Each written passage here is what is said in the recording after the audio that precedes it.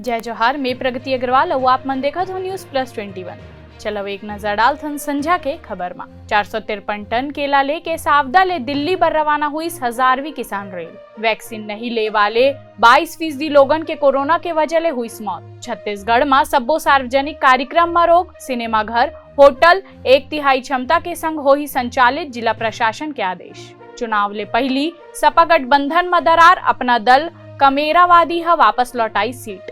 BJP के प्रदर्शन में सीएम भूपेश बघेल के पलटवार, कहीं कौन बात के करबो विरोध, मुद्दा क्लियर होना चाहिए। बैंक ऑफ इंडिया के 30 तिमाही में मुनाफा 90% बढ़ी, आय में गिरावट। ओवैसी पर हमले के बाद सरकार के बड़े फैसला, दिए गई जेड श्रेणी के सुरक्षा। जेएनयू के कुलपति एम जगदीश कुमार नियुक्त करे गई यूजीसी के नवा चेयरमैन। भरतपुर में पुलिस वाला के गुंडागर्दी, गाड़ी ला साइड नहीं दे मा 2 नाबालिग लइका मन के लात घूसा ले पिटाई।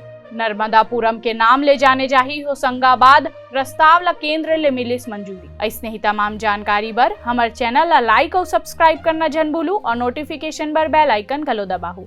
आप मन देखत हो न्यूज प्लस 21, आप मन के हक के बात।